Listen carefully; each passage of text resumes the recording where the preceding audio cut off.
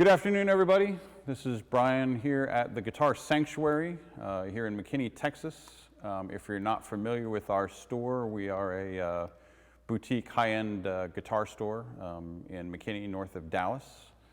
We're here right now in the Sanctuary, which is our music venue, which unfortunately, due to COVID-19, has been dormant for the past 2 months. But we're really fortunate that when it's not that stuff going on, we have lots of cool folks here that perform at the Sanctuary. As the one who kind of books the venue, I'm fortunate in that I get to kind of handpick a lot of my favorite guitar players to be here. And we've had a long, cool history with the folks at TrueFire. I've done stuff with them for a long time, since kind of the birth of the channel, back when I worked at a store up in the Northeast.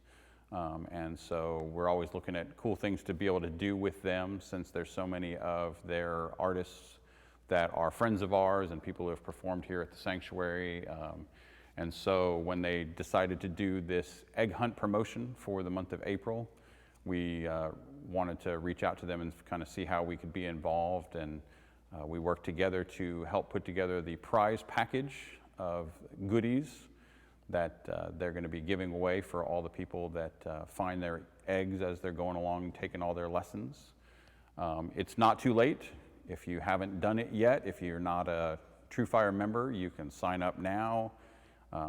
What better time to learn a ton more about your instrument and delve into all those styles that you've always wanted to learn, like finger picking or jazz playing or expanding your blues stuff, or dive deep into your rock playing, or whatever it may be, whether you're a beginner, whether you're an intermediate player, whether you're an advanced player and you're just looking to kind of brush up on some certain things or just push yourself in new directions. You know, thanks to what's going on, we all have a ton of time to really be working on all those kind of things and working on all of our playing at this point. And TrueFire is a really amazing platform for that stuff. You know, you've got all the great lesson content. You've got things like the music notation in the tab that flows along the screen as you're working on the lesson, and all those types of deep dive stuff. You can take segments of the tracks and loop them and work on a section over and over as you need to. And it's a really great way to kind of push yourself as a player and expand into styles that you haven't done before. I myself this week was working on some blues lessons with Josh Smith. I was doing some finger picking stuff. I was going through some of the cool kind of expanding your blues stuff with Koji Comp, and it's just a great way to kind of learn. So as part of that, in the spirit of that, when we started talking with the folks at TrueFire about this egg hunt promo, I said to Brad and the folks there, hey, let's do some stuff that is cool gear that has something to do with the players that are there on the platform, so that it's not just, it's some pedals or some guitars or some bags or whatever, but it's actually gear that those players use, those players are associated with. You might have heard them use them in a live performance or something like that. So that's where we got together to put together these cool prizes for you guys to have an opportunity to win. So we wanted to go over some of those things today and kind of talk a little bit about each one of them and answer any questions that you might have on them or those kind of things. So we'll I've got some cool goodies here on the table behind me. It's never a bad day to be surrounded by cool gear. So we'll start kind of with some of those things. Our buddy Matt Schofield was here a couple months ago doing a show here at the Sanctuary. As usual, it was mind-blowing. What can you say about Matt? One of the tastiest players out there. We had the fortunate moments of our buddy Andy Timmons getting up and doing a little bit of playing with him as well. And, you know, truly special night.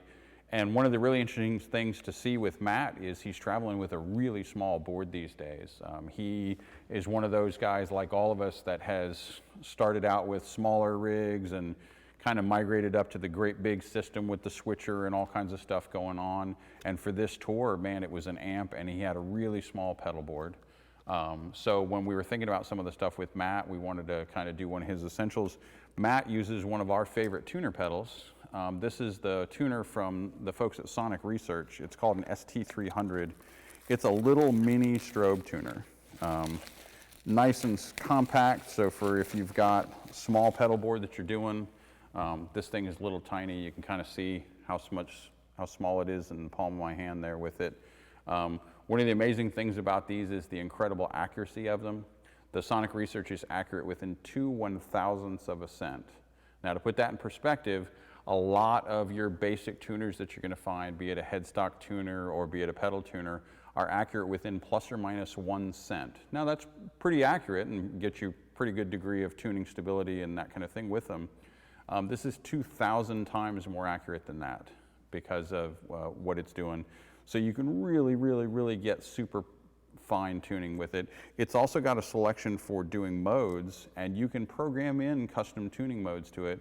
Where this is really useful is if you do have a guitar that has the Buzz Feiten tuning system, like a Tom Anderson, like a McPherson, if you have an older Sir with that.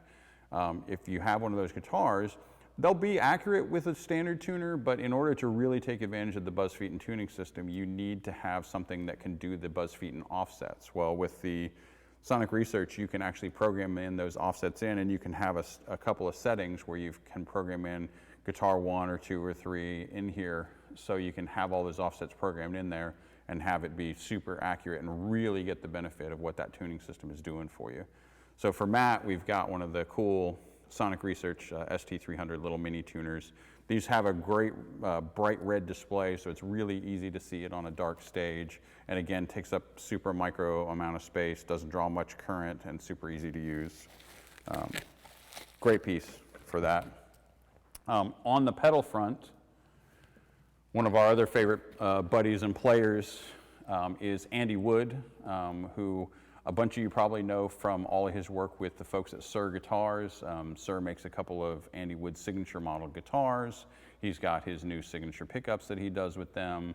He's played with a ton of different people. Andy's got a really great YouTube channel himself where he goes over a bunch of kind of things and does a bunch of work with the folks at TrueFire too.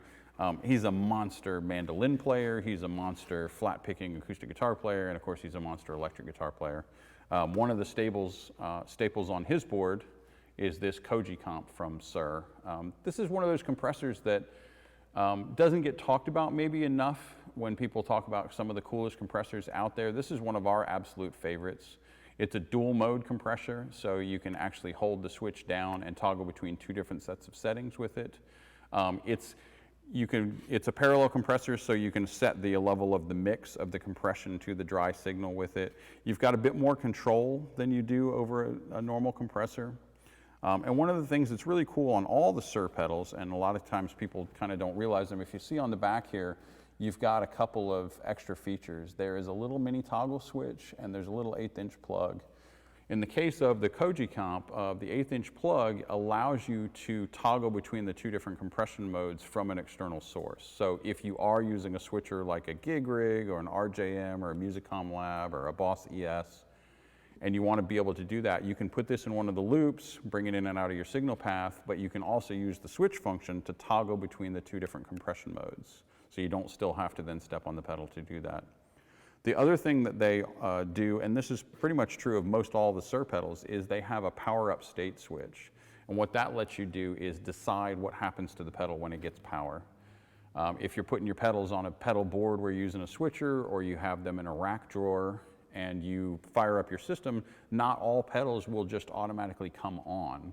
So in some cases, you have to manually go and turn them on in your rack drawer or in your loop switcher so that they're ready when you bring it into a patch. With the Sir, you can actually decide what its power up state is so that you don't have to worry about that. Anytime it gets power, it's going to come on the way you want it to be or stay off the way you want with it. So super cool pedal, super great build quality. Sir does a whole series of great pedals. A lot of people know them for their great guitars, which is probably what they're most well known for. They also do really great amplifiers, and they do a great series of pedals. John has done a lot of work with folks like Custom Audio Electronics back in the day on electronic kind of stuff. So he's as deep in on the amp and pedal side as he is on the guitar side, but sometimes people don't kind of know that for him. So for Andy Wood, we've got the Koji Comp compressor.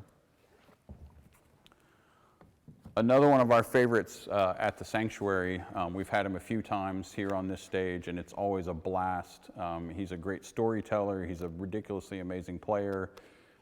He's kind of at the forefront of the generation of a lot of the people that are out there now on the cool acoustic side with his use of things like banjo tuners on the headstock to quickly change between different tunings on the string, and his crazy custom-built guitar. Our buddy Adrian Legg from the UK, who we were in the middle of booking dates with him for a tour stop here when all the COVID-19 stuff happened and everything got locked down. So Adrian, if you're out there, we're looking forward to having you back with it. Adrian's another guy that probably would surprise people in terms of how many pedals he uses, because a lot of his tones are more on the clean side. But he actually does have a pretty cool pedal board and is always rotating things and always got different things on his board. And for him, because he's flying everywhere he's going, size is always a big factor. So Adrian uses the exotic Sp Compressor, which is one of the most compact but yet still feature-filled compressors that's out there. While it's super compact in size in terms of what it can do control-wise here on the top, inside there's actually switches and dip switch settings that you can do to further tweak what the compressor is doing. You've got a switch here for doing high, low, or middle levels of compression, and then your overall blend. Again, this is another one that's a parallel compressor. So if you want to set it 100% wet, you can, but you can also do a blend between the compressed signal and the dry signal, and then an overall level. If you've got an exotic EP booster, it's the same footprint in terms of size. It's the same super durable housing with it. Makes a great kind of companion for if you've got an EP booster. You might have one of their SL drives with it for a nice kind of compact pedal board. Maybe you need your little grab and go board and don't want to take your big full-size compressor rig to out someplace. Or maybe you don't need a ton of control. You just need something kind of simple. The exotic is a great one. Used by a ton of different players out there, and is a great, compact format guy, but without robbing you of a lot of feature set. Still great tones, still the ability to blend, which a lot of the small compressors kind of take away some of those controls. So for our buddy Adrian Legg, this is the exotic Sp Compressor. Another one of our good buddies is Josh Smith. Josh is another guy that while he's primarily known as a blues player, has a huge range of styles and things he can do. And he's another guy that while he has some kind of more traditional tones and old school approach to things, he's really modern when it comes to his gear and his pedal board. And one of the big pedals that Josh makes a ton of use of is the Eventide H9. You've probably seen a ton of these on all of your favorite players' boards. You might see one, or you might see some people like Pete Thorne where he's got two on there, or sometimes three. The great thing about H9 is it's the utility infielder of pedals. This is the pedal you can put on your board, and no matter what you need it to be, it can be that pedal. The hardware stays the same. So you've got the same connections all the time. The only thing that's changing is what algorithm you are running on the pedal. So if you want it to be a delay pedal, it can be an amazing delay pedal. If you want it to be reverb, it can be an amazing reverb pedal. It is doing all of the algorithms from all of Eventide's very well-known factor pedals, like the time factor or the pitch factor. So you can do any of those kind of sounds with it. It's got amazing control via their app for your smartphone or your tablet. So you can pull up and control everything that it's doing within that. It's fully MIDI switchable and MIDI programmable. You can do all kinds of cool expression control and program what the expressions are doing with it. And there's 3 tiers of the H9. When you buy it, the only difference between them is how many algorithms it comes with from the factory. The hardware remains the same. It's all the same box, it's all the same feature set, it's all the same controls. But for some players, you might not need as in-depth or crazy a version or as many effects as another player will do. So you can buy the H9 as the standard H9, which comes with 8 main algorithms within it. You can buy the H9 Core, which is very simple and only comes with 1, or you can buy the H9 Max, which is what this one is, which comes with every algorithm that they've ever written for this pedal, and in the future, as they add new algorithms, you get them for free if you have the Max. If you have a normal H9 or you have an H9 Core, It's a subscription model like an app store, like what you do on your favorite smartphone. You want a new algorithm, man, that looks really cool, I want to download that thing, you pay a fee and you buy the algorithm. Each one of the algorithms generally runs you about 20 bucks. So again, depends on the player. If you're the kind of player who you're going to use 3 or 4 things that it's going to do and that's going to be all you need it to be, a regular H9 might be fine for you. If you're the kind of player who always is looking for new sounds, always looking for new ways to tweak what you're doing, the H9 Max gets you every algorithm they've ever done, and as they come out with new algorithms, you always get them. It just shows up on your app and tells you, hey, there's a new algorithm, there's new software going, and you download it in there. If you're working in the studio, you can have the H9 on your pedal board, you can have your tablet up on a stand, and every parameter about what it's doing you can control. Josh talks about how it saves him on sessions all the time because no matter what the producer's looking for, he can roll in with his pedal board with his H9 and anything that they pretty much ask him for, he can pull up an algorithm on the H9 and do the sound that they need to have for that given session. So it's super cool that way. You can use 2 of them together. If you have something like an H9 Max, you can buy the core, which only comes with the 1 algorithm from the factory, and when you register it to your account, it will sync to the highest level of software that you have, so it'll instantly become a Max. So that works well for players that maybe you have 2 boards, your main electric board, and maybe you have a smaller grab-and-go board, or maybe you have an acoustic rig board, or your church board. You can put 1 on each one. Or on a more complex setup, you can have 2 of them, and depending on your preset that you're doing or the sounds that you need, the 2 of them can do whatever you need to be for that given patch. For instance, one could be doing chorus and the second one could be doing delay, or maybe the first one could be doing delay and the second one could be doing reverb, or you can have it do overdrive, or of course Eventide is the king of all things harmony, so maybe you might be doing a harmonization and a reverb. And it's great for saving space on your board because a lot of players, you know, you might have, take modulation for instance, you're almost never going to run phase and chorus or phase and flange or chorus and flange at the same time. So if you have a phaser and a flanger and a chorus on your pedal, on your board, that's 3 spaces you're taking up, that's 3 sets of cabling you're using, that's 3 sets of power that you're using, and you're probably never going to have them on together. If you have an H9, depending on your preset, you might need it to be chorus 1 minute, or it could be flange the next minute, or it could be doing your tremolo the next minute, and it's all from the same pedal, it's all from the same space, it's all the same cabling and power, so you're not having to take as many spaces up on your board to do those unique effects. You know, like harmony for instance, if you're a heavy duty harmony player, you're probably still only using harmony 10 or 15% of the time. Well, with a normal harmony pedal, that means that 85% of the time it's sitting on your board and not doing anything. It's just taking up space, it's taking power, it's taking cabling. And with the H9, when it's not being harmony, oh, well, it could be a cool second delay for that certain sound that you want, or it could be doing a cool fuzz or overdrive sound, or it could be that big lush reverb that you need.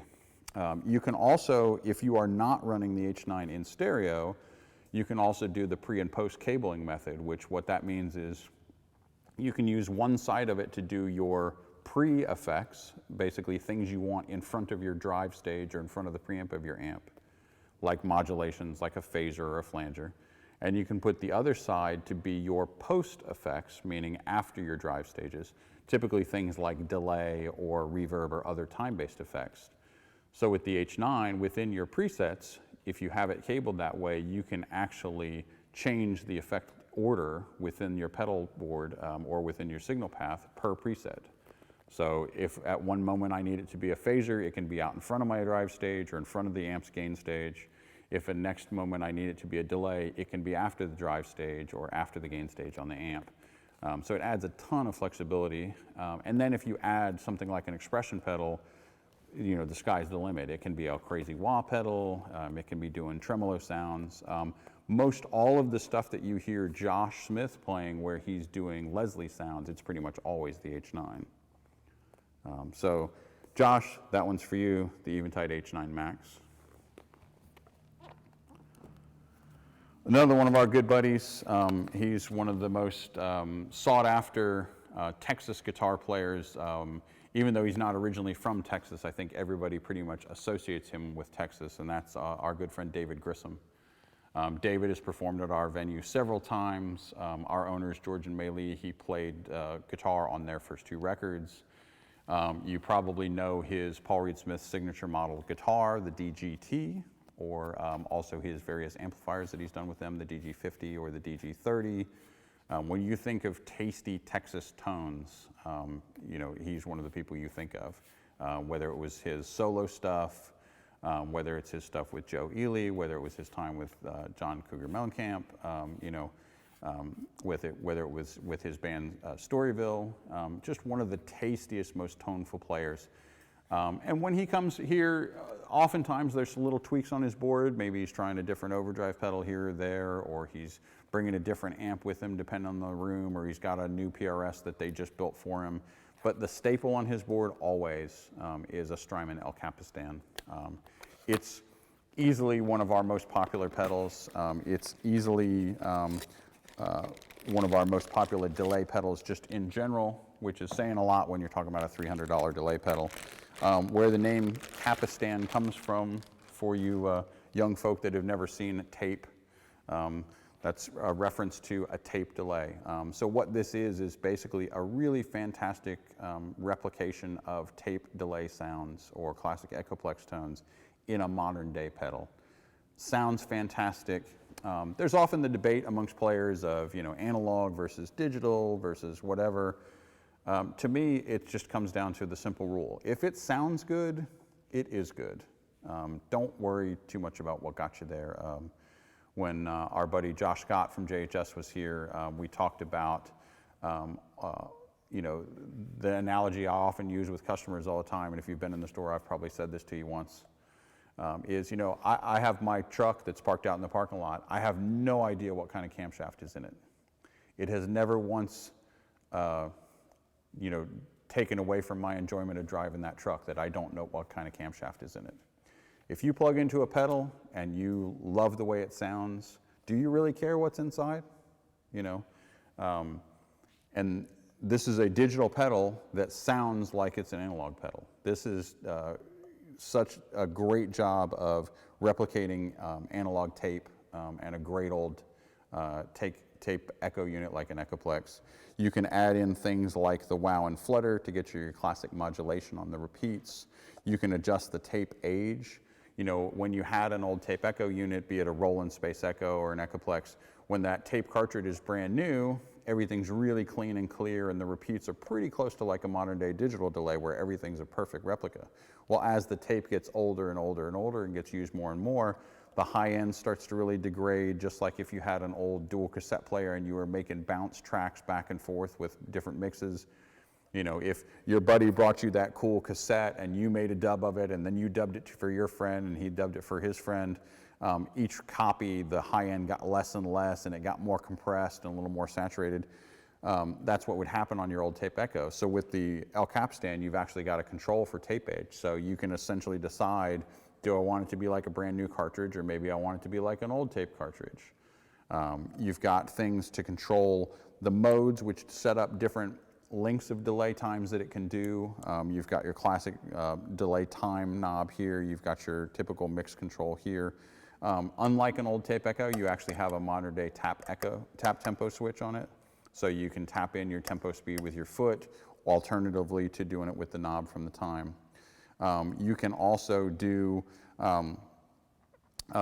expression control with it. And depending on what you want to do, this can be for external tap tempo, or you can set up an expression pedal to control any of the knobs that you want on here. So maybe you want to adjust the mix on the fly, or maybe you want to lengthen out your delay time on the fly, or increase the saturation of the tape age or the wow and flutter on the fly. You can program that to be whatever you want it to be. Like all of the Strymon pedals in this format, there's also a set of extra functions for each one of the knobs. So if you hold both switches down, each one of these knobs does an extra function. Two of the ones that are my favorites is if you hold both of them down and you adjust the mix control, there is up to 3 dB of boost that you can do. So if you're the kind of player that every time you kick in a solo, you want to also add your delay in, and maybe you want to get a little above the band. Well, if you set the boost control up here, up to that, say, 3 dB boost, whenever you turn on your El Capistan, you'll also increase your level. So when you kick into the solo where you're going to add that delay patch, you can also get a little bit louder at the time if you want to. The other thing you can do on the time control is it will actually add reverb to the repeats. So if we set that all the way off, then we don't have any reverb added. It's just our typical tape echo sounds. But if I hold those 2 switches down and adjust that up, I can actually add reverb to the repeats as well. So if we want to add a little bit more lushness to the signal or make everything a little wetter or bigger, that's a great feature for the player that is the single guitar player in a band and you need to kind of fatten your sound up or add a little bit to it. So for our good buddy David Grissom, it's a Strymon El Capistan. And again, David is one of the most finicky tone connoisseurs you're going to come across. You know, when they were working on his signature guitar with PRS, they were sending pickups back and forth and back and forth and back and forth from Maryland down to Austin to keep tweaking them until they got them exactly how David wanted them. And you know, this is close, but the high end's this or the low end's that. Send them back, get me another set. And so, you know, same thing with his amps. He's real particular about all those things. So a guy like David, if David's using this, as picky as he is about tone, it should be good enough for all of us and all of you out there. So for our good buddy David, the Strymon El Capistan.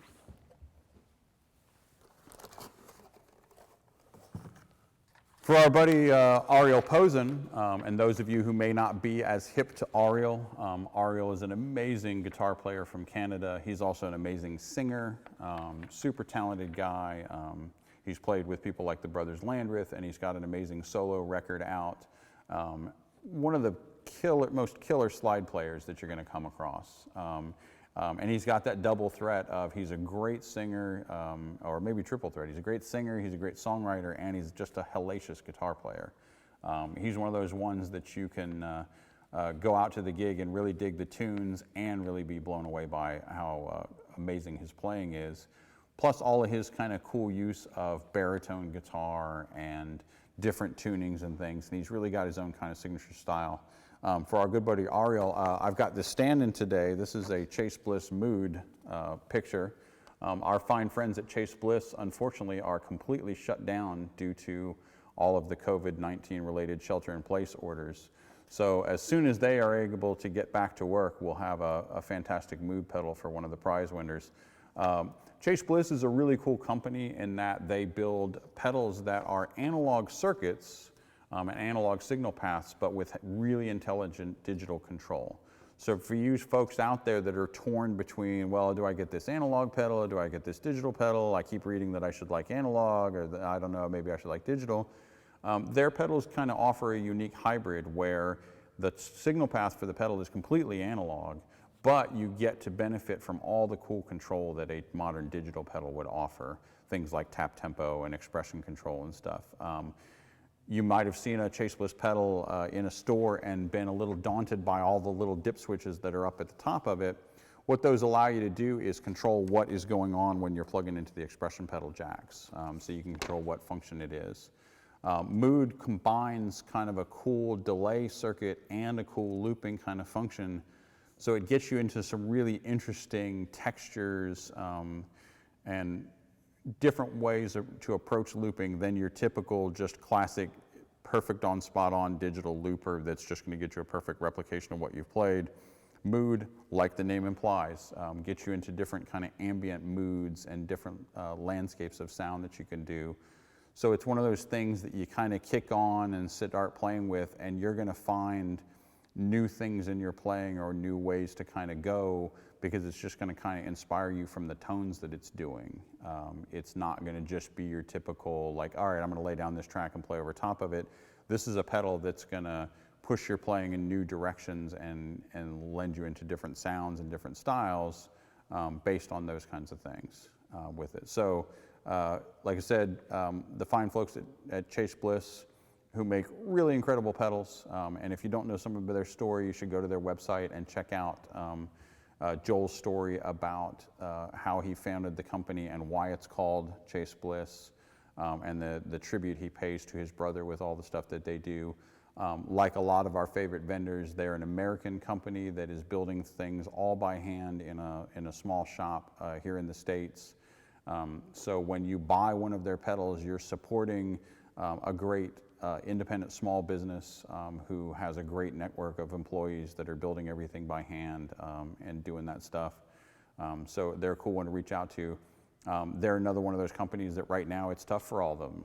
It's tough for stores like us. It's tough for a lot of our builders out there. So, you know, when you can afford to, you know, take care of yourselves first, of course, with your bills and things like that, grabbing a cool pedal from a small builder like that really makes a big impact and really helps folks like that out a lot.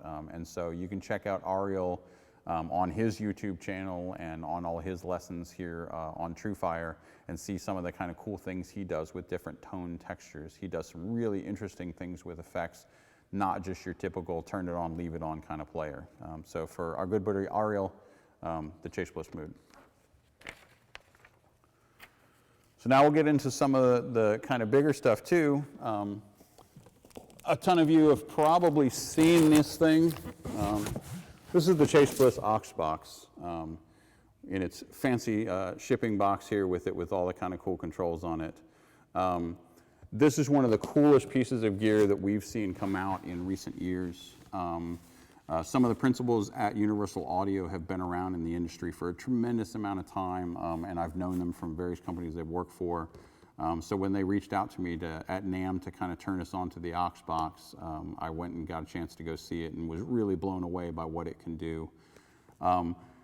Nowadays, more than ever before, having the ability to get good tones at lower volumes or for recording has been really big for people because, hey, we're all stuck at home. And while as much as we guitar players want to just rock out and crank it up, your kids are probably home doing distance learning. Your spouse is probably home doing work from home and working on Zoom meetings and things like that. So you can't necessarily just fire it up the way you'd really like to.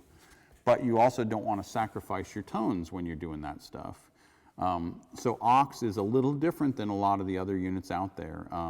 One of the big things about Universal Audio interfaces and gear in general is they are running their software on their own native hardware. And what that means for you when you're recording, if you're using a DAW at home, if you're running something on your Mac or your PC, most plugins or most things that you do for software are going to be using some of your computer cycles to run the plugin. So that puts a little more strain on your processor, that puts a little more strain on your interface, and all of that stuff can lead to the dreaded latency when you're recording. And you know, latency is of course the thing that everybody's always trying to avoid when you're recording digitally because you don't want to have that be any lag time from when you're playing something to when it actually gets recorded. So part of the beauty of something like the aux is all of what it's doing in terms of processing and the different speaker and mic modeling that it's doing or emulations that it's doing is all happening natively on its hardware. So it's not tying up any of your computer's processing power to do that stuff with it. So that makes for things for a lot more seamless and gets rid of a lot of latency. What this aux can do is you can connect this to your favorite tube amp. It provides a safe load for your amp. It can also be an attenuator to still continue to pass on to your amp's normal internal speaker or onto your speaker cabinet. So in a live situation, man, you know, I've got that classic old Marshall or Fender that it only sounds great when I get it up to about 6, but at that point it's too loud for most modern stages, it's too loud for home, or it's too loud for the church that you play at. So what are you going to do? You're going to turn down and lose that magical tone that you're trying to create? Are you going to stick it off in an amp closet or put a baffle around it or something like that? Well, the beauty of a great attenuator is we can kind of get to that sweet spot on the amp, but we can notch back the volume so that it's more reasonable for your situation. So in a live environment, it can be a simple attenuator for your rig. The real meat and potatoes or the real heart of what makes aux cool is for its direct outputs, either through SPDIF or through the quarter-inch outs that are balanced on the back, it will do a whole host of cabinet models and microphone models, as well as some processing like delay and reverb on it, as if you were in the recording studio. So you can add your delay and reverb after you've mic'd the cabinet. You've got a host of different speaker cabinet choices that you can make that are all classic cabinets that we all know and love. You know, there's things based on your favorite 412s that come from the UK, or things that you know from your favorite American combos from Fullerton, California, or from Petaluma, California, or places like that. So you can dial up your favorite 112 or 212 or 412 flavors. You can dial up your favorite recording microphones, be it a Sennheiser or a Neumann or a Shure or whatever it is in there. You can adjust the mic placement, you can move them around, you can move the cabinet within the room, you can set up the proximity of that, and you can really do a great job of capturing what it's like to really mic a cabinet in a room, and send that through those 1/4-inch outs or through the SPDIF out. So in a live environment, say you're using the attenuator to kind of adjust your stage volume, the direct out that goes to the house, instead of miking your cabinet, you can actually have whatever your favorite cabinet is with your favorite microphone. So now you're not dependent on what's the noise that's going on in the room. Is it a carpeted floor? Is it a tile floor? Is it stone? What kind of microphone does this venue have? Oh, does he only have a 57? I always use a Sennheiser. Oh, I don't have that kind of thing. So you can actually capture all those things. It's actually got a set of presets that you can actually dial up with it. So you can program them at home in your favorite recording studio environment, get all your favorite settings that you like for your specific amps, and when you go to the gig, you can just call up that specific setting and know that what you're sending to the house, either for the church or for the bar or the recording studio, is what you would kind of like it to be. You're not dependent on the sound man or sound woman, as it may be.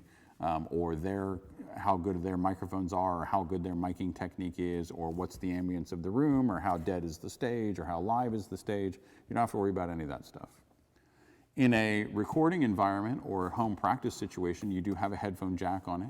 So you want to get your favorite cranked plexi tones, but you want to do it at 2 a.m. when everybody else is sleeping. Bam, throw on your favorite headphones, crank it up. You don't even need a cabinet attached to your amp, and you can get all those great tones, mess with your cabinets, mess with your mic modeling and that stuff.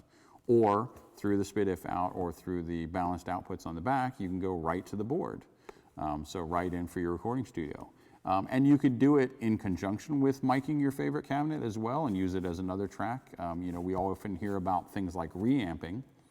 Well, with something like the aux, you could be playing through your favorite deluxe reverb and miking it with your favorite microphone, but also taking a signal to the aux and maybe running it through a 412 cabinet with a different mic because maybe you might like the way that sounds.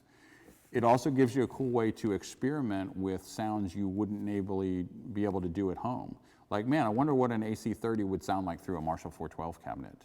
Or what would my deluxe reverb sound like through a Vox's speaker cabinet. Well, now you can kind of at the touch of a click on your tablet or your Mac or your phone, bam, I can try that out and listen to it. Man, what does it sound like if I move the mic around? Well, I don't have to get up and go around in a room and actually move microphones. You can just write on your tablet screen, move the mic placement, find what you like, and off you go. So it gives you a lot of great features for that type of stuff. It's different than impulse response. You'll hear a lot of stuff about impulse response and IRs, and there's a lot of great units that do that. The big difference there is an impulse response is still a snapshot. It's one moment in time of what a speaker's doing that they're capturing. It's not really necessarily capturing it the same way as the speaker when it's fully in motion. You know, just like a speaker is only its real impedance when it's at rest, when you're playing signal through a speaker, it's actually changing impedance the whole time, and your amp is reacting to that. So the way the aux is actually doing its speaker profiling and mic profiling is different than a typical IR, and there are a lot of players who like the way it reacts better and feel that it's a little more natural to what it would really be like to hear your speaker cabinet being mic'd in a room. Like I said, also gets you a lot of way to experiment with lots of different sounds, and if you just need attenuation, it can do that too. So it's a great kind of multi-use box that you can stick on top of your amp. The first year they showed them at NAMM, you went to a lot of booths at the NAMM show, which is always a terrible environment for hearing things. And a lot of the cool amp companies actually had auxes in their booths so that you could pop on a set of headphones and really hear what the amp sounded like in the din and chaos that is NAMM. I ran into one immediately at 2 Rock, and they were running it right through there. So we did this one in conjunction with our good buddy Koji Comp, who is one of the great instructors here on TrueFire. He may be a little bit less known name in the big circles than some of these people that are touring pros and stuff, but Koji is a great session guitar player and touring guitar player for a lot of artists out in Nashville. He also does a lot of work in the industry with people like Fishman and people like Martin Guitars and people like Paul Reed Smith, and now with Universal Audio. He's been our guest with us at the Dallas Guitar Show in our booth, showing the aux when it first came out. And he has some really great courses. As I've been diving deeper in TrueFire, he's one of the guys that I've been going through some of his lessons and trying to steal some of his licks. So hey, thanks for that, Koji, by the way. So for Koji, we've got the Universal Audio aux box.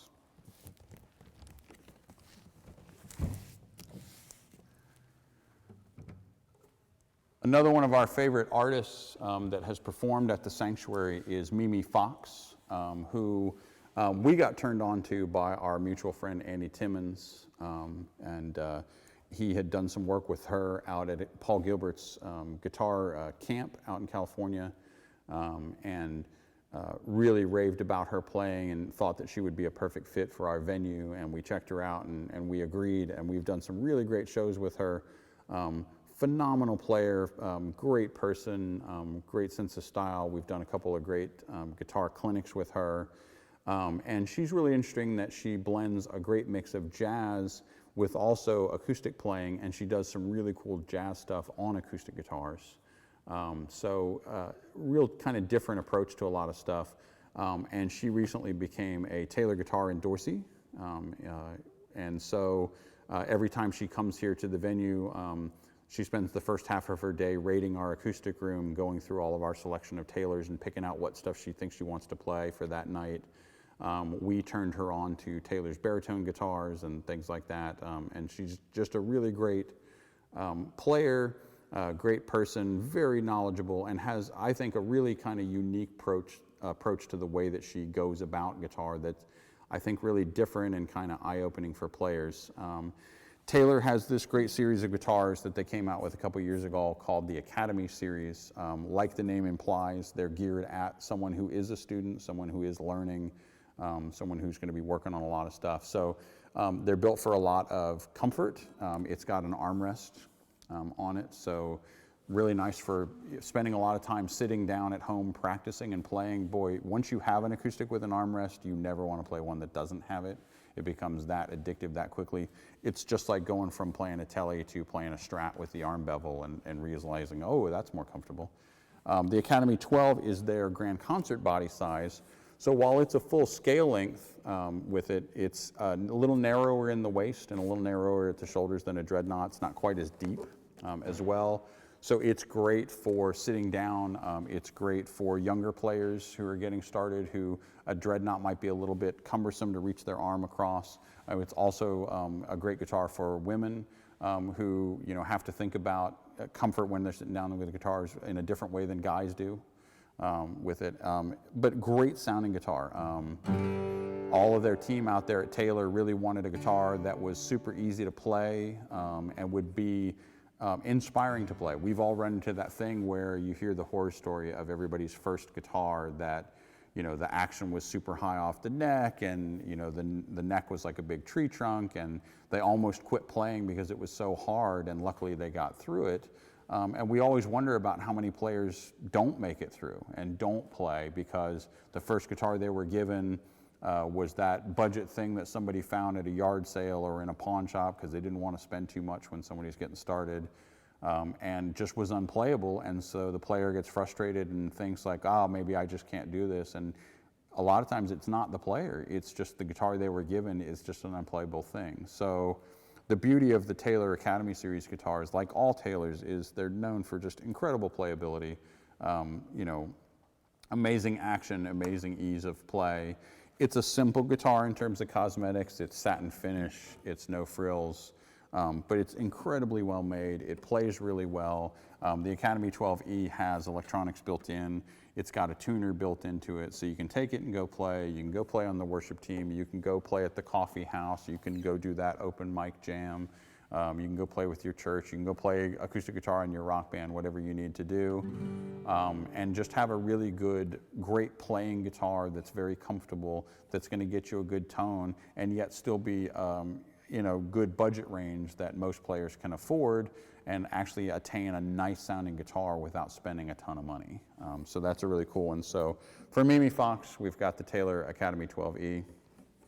Now, what good would a acoustic guitar with a pickup in it be if you didn't have a cool amp? So also as a shout out with our buddy Corey, and just in general, this is a Fishman Loudbox Mini Charge.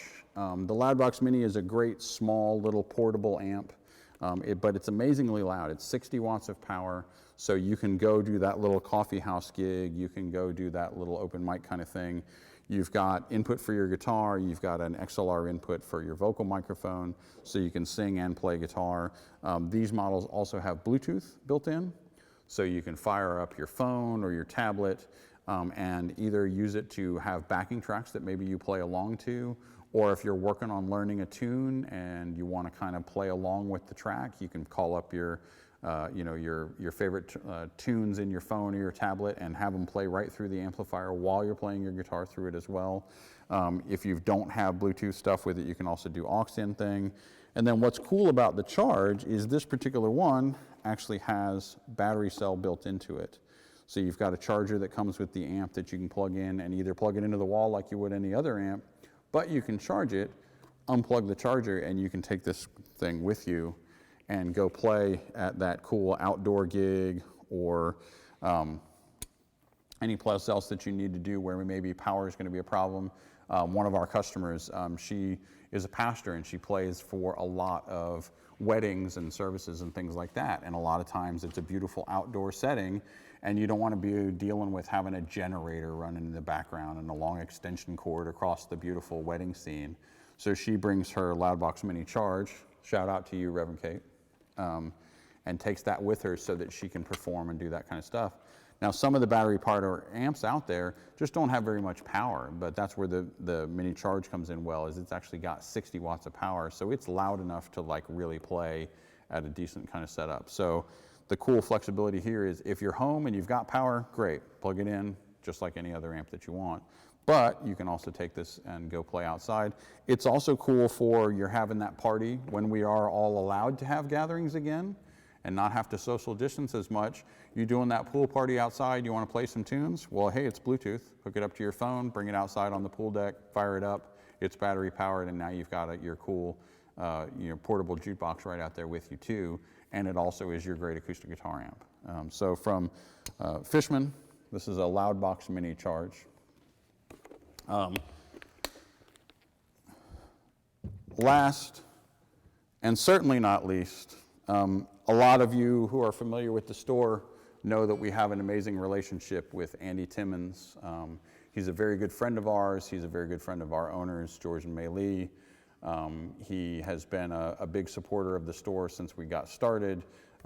We're kind of his home base and home venue. Our pedal board builder, Brian Emilian, works on his pedal board. Our guitar tech, Daniel Kirkland, works on his guitar all the time. We're always trying to turn him onto gear, and he's always turning us onto gear, and things like that. So we're really fortunate to have that relationship with him, have him as a friend of ours, have him as a supporter of ours. Most of you are probably hip to just what an absolutely amazing guitar player he is. But as great as a player as he is, he's a better person. Anybody who's ever met him when they have come through and met him at maybe the guitar show or one of a concert, or he's come to your town and played or done a clinic for Mesa Boogie or Ibanez or somebody, you realize like what a just generally good person he is and what a great ambassador he is for all things guitar. So in the spirit of our good buddy Andy Timmons, this is his newest signature model, Ibanez ATZ100. This is kind of a melding of his classic AT100 guitar that you're probably all familiar with their new AZ platform, which has a little bit more of a refined kind of body shape profile to it. They have roasted maple necks for great stability and the great feel of a great worn-in vintage guitar that you've worn off all the finish with them. They also do things like stainless steel frets with these. It's got locking tuners. It has the cruiser pickups that you have seen Andy play with a lot, but in this case, 3 of a more single coil kind of classic layout. So his normal AT100 guitar has the humbucker single coil layout. This is more of a 3 single coil layout, so a little bit more of a varied setup with them. The guitar that the prize winner is going to get is actually signed by Andy himself with it. Super amazing playing guitar. It's a very understated and kind of subtle guitar. It's got a beautiful satin finish on it. It's not a real blingy, fancy guitar, but it's a phenomenal sounding guitar and a phenomenal playing guitar. A lot of people don't realize Andy's favorite necks are actually pretty vintage. So Andy's is one of the only guitars in the Ibanez lineup where it's actually got a 1 5/8 inch nut width, which is more of what you'd find on a classic vintage guitar, as opposed to the more modern 1 11/16 inch nut width that you find on most modern guitars and certainly most Ibanez's. His guitar is also a little bit more of a bigger, more vintage neck profile as well. It's not quite as thin and flat as a typical like a Wizard or a Wizard 2 neck or something like that. It's not the quote unquote shred neck that you'd expect from a lot of Ibanez guitars. This is more, if you've come from playing vintage guitars, you would pick up an ATZ or an AT100 and the neck would feel pretty at home to you, a lot more so than a lot of other modern guitars out there. So again, this is for our good buddy Andy Timmons. This is the ATZ 100. Andy's got a couple of amazing courses here on TrueFire. Like a lot of artists that are out there, Andy's doing a lot of stuff from home right now and really trying to kind of expand his reach out to people and keep people listening and keep people playing, keep people inspired. So you want to check out his website. You want to check out the stuff he's doing on Stage It. I think he's doing 2 Stage It's tomorrow. So if you've ever wanted to have a bit of an intimate experience with Andy or make a request and have him play a song for you or something like that, or answer a question about stuff, check out the stuff that he's doing.